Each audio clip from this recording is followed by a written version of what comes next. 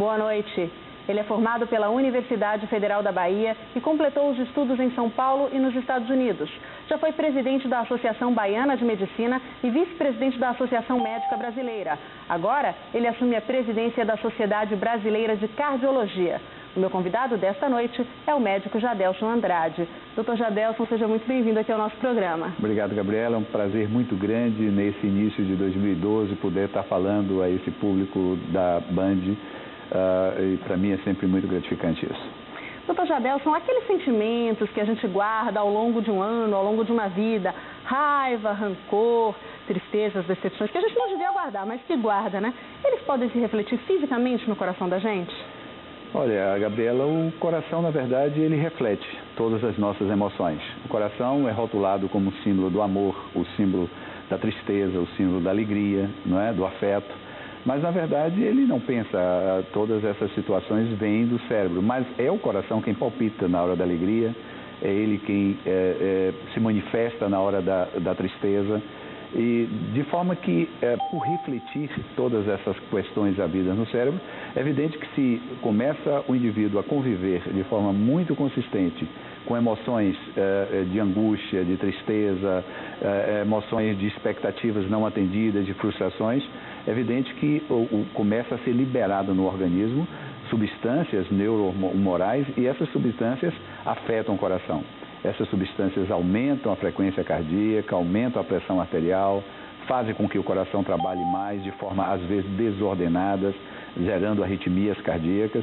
E é evidente que isso não faz bem ao coração. O coração foi criado, foi estruturado para conviver com emoções felizes, com alegria, conviver com expectativas atendidas, com amores satisfeitos, com sentimentos sempre positivos. Aí o coração se sente em casa, ele é protegido e ele convive muito bem com isso. Doutor Jadelson, a gente vai ouvir agora a pergunta da jornalista Silvana Oliveira. Doutor Jadelson, normalmente, quando sofremos uma grande desilusão, falamos que estamos com o coração pequeno, apertado, partido. E recentemente veio à tona uma síndrome que tem exatamente esse nome e que atinge mais as mulheres. Que síndrome é essa? Então, a síndrome do coração partido é uma síndrome que recentemente foi trazida a público, né, mas já tem uma identificação científica, é exatamente aquela que reflete situações aonde o coração é submetido a uma descarga adrenérgica muito grande, uma descarga muito forte, neuromorais, que comprometem de forma muito significativa o funcionamento do coração. E isso foi verificado de forma genética com predisposição que ocorre mais frequentemente em mulheres, embora também a síndrome do coração partido ocorre no homem. Exatamente por essa razão é que nós temos sempre recomendado que as pessoas procurem fugir de situações de manutenção de um estresse muito acentuado e sobretudo, muito continuado. Isso, de fato, compromete, como disse anteriormente, o coração, Silvana, e leva não só a síndrome do coração partido, que é uma síndrome não tão frequente, mas que ocorre, mas leva a outras manifestações mais frequentes, como crises hipertensivas, leva a situações como a aceleração dos batimentos cardíacos, levando, às vezes, a surgimento de manifestações isquêmicas, anginosas no coração, de forma que o indivíduo deve evitar essa manutenção disso. E um antídoto natural, um antídoto absolutamente pouco utilizado e que deve ser estimulado, é a atividade física. Quando o indivíduo que está sob situação de estresse, se ele pratica atividade física, o contrário do que acontece no estresse, o organismo libera endorfinas, que são substâncias que relaxam os batimentos cardíacos, que melhoram a atividade circulatória e que protegem o coração. Então, o exercício físico é o remédio natural, pouco acionado, mas de enorme eficácia para proteger o coração dessas situações de excessos adrenérgicos que levam a essas síndromes cardíacas das mais variadas formas. Doutor Jadelson, e a paixão? Porque a própria palavra paixão é uma palavra que já foi sinônimo de doença. A gente tem limite de idade para se apaixonar?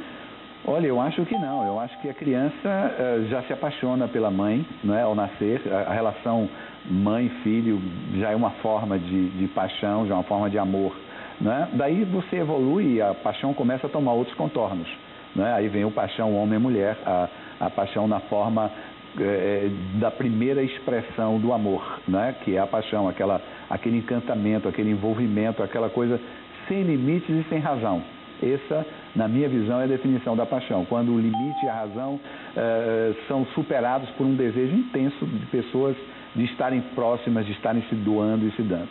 Na medida que isso evolui, na medida que isso amadurece, na medida que o relacionamento se torna um pouco mais próximo, então nesse instante surge o amor, que passa a sedimentar mais a paixão.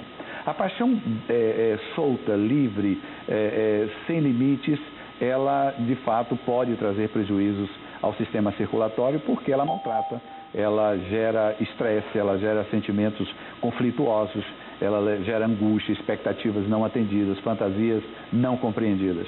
Então essa paixão, ela não deve demorar muito, ela deve ser amadurecida para se transformar num sentimento mais leve, num sentimento chamado de amor ou de um relacionamento mais leve. A paixão sustentada, ela tem que ser controlada de forma muito efetiva. Doutor Jadelson, a gente faz um breve intervalo, volta já com a entrevista coletiva.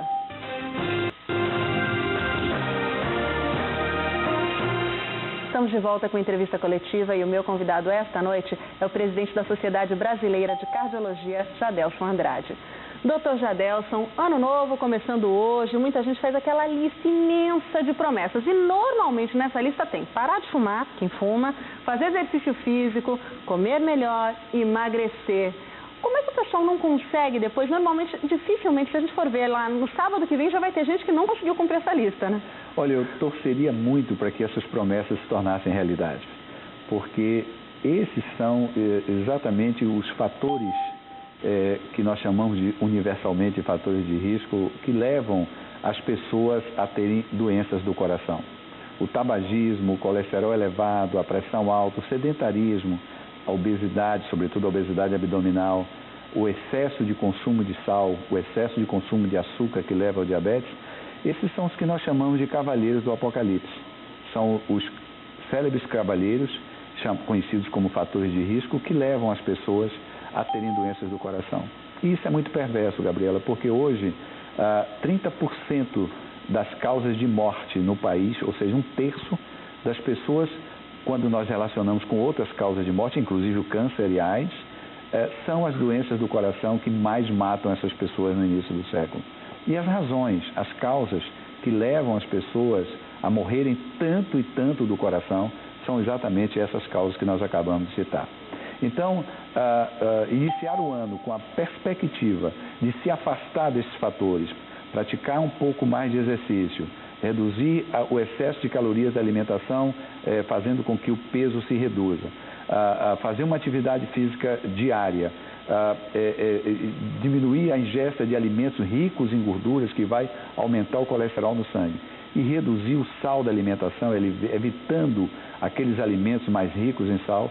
Essas são as propostas que nós estamos realizando na Sociedade Brasileira de Cardiologia como propostas para ser apresentada à população brasileira, num amplo programa que nós chamamos de Programa Nacional de Prevenção Cardiovascular. Agora, doutor Jadelson, se as pessoas prometem isso tudo, quer dizer que elas têm um grau de informação, mas não têm um grau de consciência? Seria por aí? Exatamente, essa é a questão, é que a informação está chegando muito superficial. Ela precisa chegar de forma continuada. Quando chegou a informação de que usar camisinha prevenia a ocorrência de AIDS, veio uma mensagem forte e consistente que, continuamente repetida, fez com que um número expressivo de pessoas passasse a utilizar esse instrumento de prevenção contra essa doença sexualmente transmissível e controlou-se de forma mais efetiva a ocorrência da AIDS. As doenças do coração, elas matam 10 vezes mais que a AIDS. Só que as campanhas e os investimentos públicos governamentais feitos para reduzir as doenças do coração são muito proporcionalmente inferiores às campanhas que foram feitas para mostrar o quanto é importante prevenir a ocorrência das doenças sexualmente transmissíveis. Então, nós precisamos que campanhas consistentes, continuadas, não pontuais, possam ser feitas atingindo todo o universo da população brasileira, demonstrando de forma efetiva o quanto esses fatores determinam de fato a mortalidade elevada por doenças do coração. É preciso só que a população assuma esse como uma cultura a ser aplicada no seu dia a dia. E é isso que nós precisamos fazer, além de chegar a fazer a informação, que já é importante. Doutor Jadelson, a gente vai ouvir agora a pergunta do jornalista Cristiano Gobi. Boa noite, doutor. Qualquer pessoa que vá começar uma atividade física precisa necessariamente passar por um teste de esforço para avaliar a capacidade física? Olha, Cristiano, eu diria que qualquer pessoa não. Qualquer pessoa que vai praticar uma atividade física em qualquer faixa etária, é absolutamente necessário que ela faça uma avaliação médica. O fato de ser jovem não impede que uma pessoa possa ter uma doença do coração até congênita, uma arritmia cardíaca, uma doença valvar assintomática, e que ao praticar atividade física, sobretudo competitiva, esse jovem, essa criança possa morrer. Nós vemos frequentemente aí na imprensa nacional e mundial jovens atletas morrerem em campos de futebol, em quadras de tênis ou de basquete, praticando exercício físico. Então, as doenças do coração, elas têm essa característica de muitas vezes serem assintomáticas.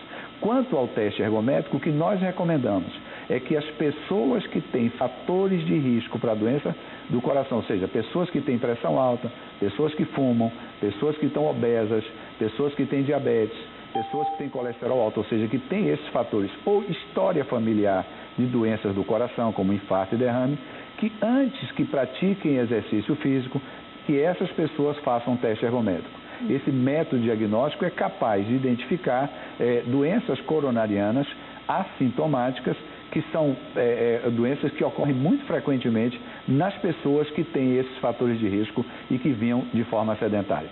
De forma que esse método ele é importante como um instrumental de diagnóstico precoce dessas doenças do coração. Doutor Jadelson, a gente faz mais um breve intervalo, volta já com a entrevista coletiva.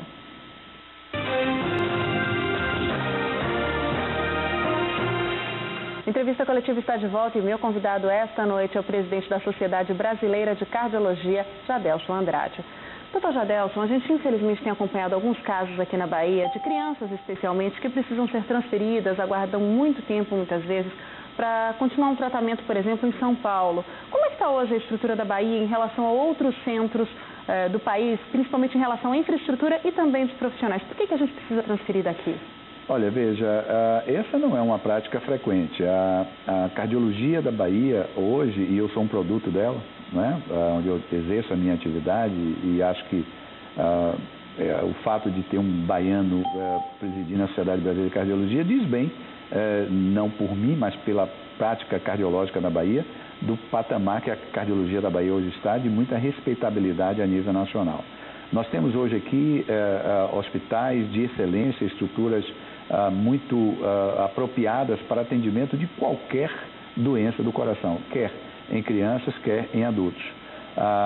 O que ocorre às vezes é que determinados procedimentos, isso ocorre de forma muito pouco frequente, iniciou-se esse procedimento sob a forma de pesquisa ou forma de início de prática clínica em alguns centros de excelência de pesquisa.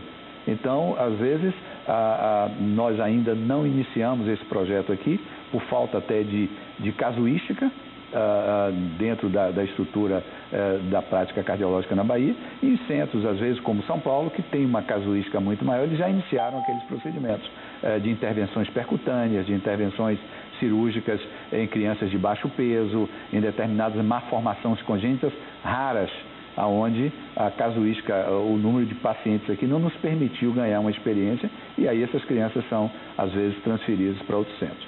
Então, hoje, eu diria a você que, de uma forma global, eu não vejo nenhuma necessidade, e com muita responsabilidade afirmo isso, que nenhum paciente com qualquer manifestação de doença do coração precise ou necessite sair da Bahia para fazer procedimento em qualquer centro do país ou do mundo. Nós estamos absolutamente capacitados, tanto do ponto de vista clínico, quanto do ponto de vista de intervenção por catéter, quanto do ponto de vista de cirurgia, de atender, diagnosticar, tratar doenças do coração, porque nós temos uma cardiologia na Bahia com muito respeito, com muita credibilidade a nível científico e a nível de prática clínica. Uma coisa que é cruel no país, falando em crianças, e que isso nós vamos desenvolver um projeto rápido para tentar levar ao Ministério da Saúde, é o número de crianças que não têm acesso a cirurgias cardíacas. Crianças com cardiopatias congênitas e que não conseguem ser operadas porque a demanda é muito maior do que a capacidade de atendimento pelos hospitais públicos, e isso precisa ser modificado. Isso não é uma situação que ocorre só na Bahia, isso ocorre no Brasil inteiro, e nós vamos tentar criar uma situação junto ao Ministério da Saúde, utilizando a Sociedade Brasileira de Cirurgia Cardíaca, para que nós possamos reduzir esse perfil de crianças que têm potencial de cura com cirurgias cardíacas ou cirurgias por catéter e que não estão tendo acesso a isso porque a demanda é de tal ordem que não há capacidade ou não há condições, às vezes, e na maioria das vezes, de recursos econômicos para que essas crianças tenham acesso a isso. Isso eu acho uma situação muito cruel, muito difícil e que nós vamos trabalhar intensamente no sentido de tentar modificar esse perfil junto às instituições públicas do país.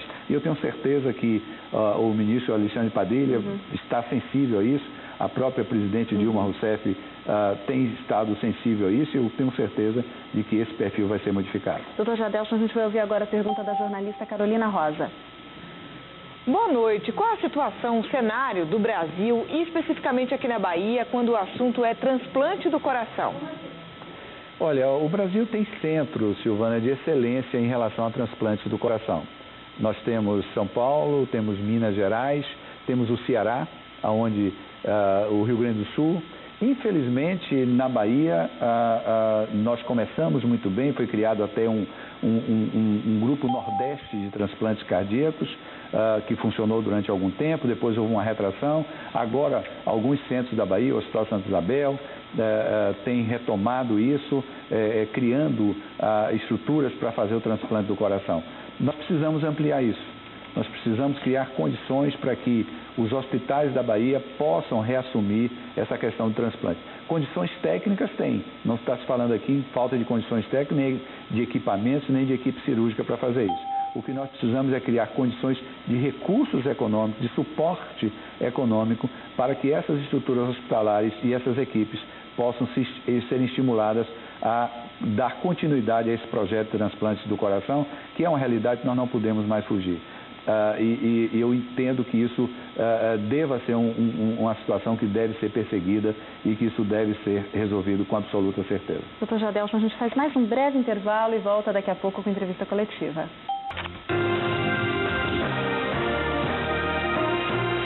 A entrevista coletiva está de volta e o meu convidado esta noite é o presidente da Sociedade Brasileira de Cardiologia, Jadelson Andrade. Doutor Jadelson, essa legislação que a gente tem agora, federal, proibindo fumo em locais fechados, de que forma ela pode contribuir não só para as pessoas deixarem de ser fumantes passivos, mas também para que as pessoas percam o hábito de fumar? Olha, eu acho que essa é uma situação que deveria estar ocorrendo não só em lugares fechados, em todos os lugares. O ato de fumar, o tabagismo, é uma situação que contribui de forma direta para a ocorrência de doenças do coração. E nós não estamos falando de câncer, que é uma outra situação também, câncer de tireoide, câncer de bexiga, câncer de ovário, agora em mulheres, estudos têm demonstrado isso. E no coração, os derivados do alcatrão e nicotina atingem diretamente o interior dos vasos arteriais do coração e do cérebro, lesando esses vasos, fazendo com que partículas de gordura facilmente possam aderir ao interior dos vasos, obstruindo os vasos. Então, o ato de fumar é uma situação perversa e que deve ser continuamente criada situações jurídicas que impeçam as pessoas de fumar em qualquer circunstância. Em casa, no quarto, nos ambientes fechados. Você imagine uma pessoa, uma mulher grávida com um filhinho no útero e o marido fumando no estar íntimo assistindo televisão. Que perversidade com a mãe e com o bebê que está ali em formação, desenvolvendo sua formação. Então, o hábito de fumar é realmente uma situação que nós vamos ter que perseguir intensamente, porque não é possível que com tanta informação as pessoas adultas, culturalmente desenvolvidas, não entendam de que é uma agressão ao coração de forma muito significativa e uma agressão ao organismo, esse prazer que para mim não é um prazer, é um desprazer, o hábito das pessoas insistirem em continuar fumando. Doutor Jadelson, a gente vai ouvir agora a pergunta do jornalista Celso Duran.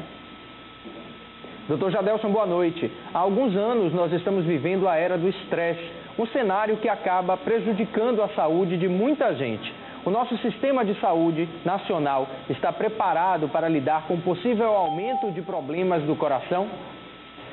Olha, é o que nós estamos buscando, um trabalho intenso no sentido de melhorar progressivamente o acesso de toda a população brasileira às conquistas da cardiologia moderna, não só para o diagnóstico, como para o tratamento das doenças do coração.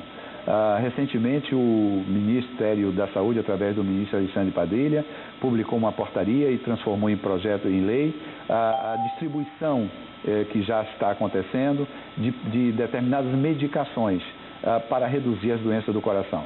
A presidente Dilma Rousseff passou a distribuir gratuitamente remédios para o controle da pressão arterial e para o controle do diabetes, o que já contribui de forma sistemática para reduzir essas manifestações de doença que levam ao derrame cerebral, levam ao infarto do miocárdio. Agora, há cerca de uma semana atrás, foi viabilizada drogas que atuam na fase aguda do infarto, reduzindo a progressão do infarto e reduzindo a mortalidade por infarto agudo do miocárdio, que é elevadíssima do Brasil. Hoje morre no Brasil de 12% a 16% de pacientes com infarto agudo do miocárdio, quando o preconizado é 3% a 4%.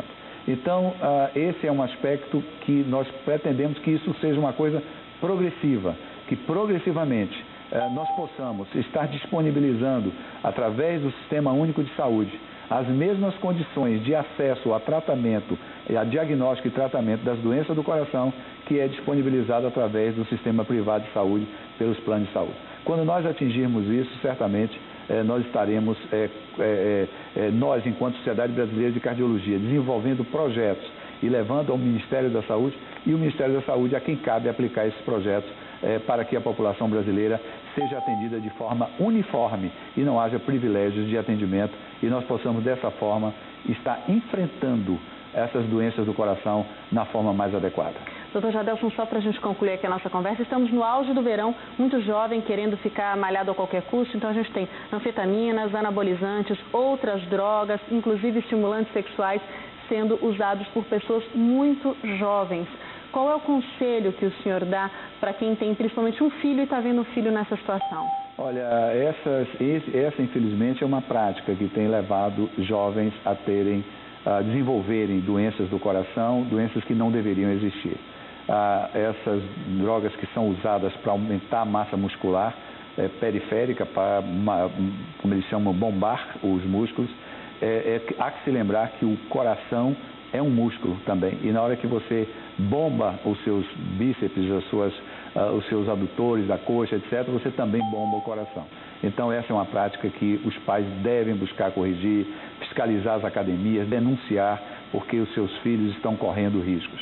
Da mesma forma, os estimulantes, não é, que são utilizados, associados a álcool, e que, ao utilizar um estimulante desse junto com álcool, o coração responde com arritmias, com a elevação da frequência cardíaca e doenças que não deveriam estar acontecendo em jovens, propulsionada por essa tentativa do jovem de buscar esse excesso. Doutor Jadelson, muito obrigada aqui pela sua presença no nosso programa. Um bom 2012, bom trabalho lá na Sociedade Brasileira de Cardiologia e até uma próxima oportunidade. Gabriela, eu queria agradecer muito essa possibilidade e concluir dizendo que, aliado a tudo isso que falamos, estamos buscando também uniformizar a conduta cardiológica no Brasil, levando a todos os cardiologistas brasileiros, estendendo a médica de saúde da família, o mesmo conhecimento que é aplicado nos centros de excelência em todo o país. Com isso, nós pretendemos que, onde quer que esteja o cardiologista, qualquer cidade do interior do país, ele tenha condições científicas de tratar os pacientes, de diagnosticar as doenças do coração,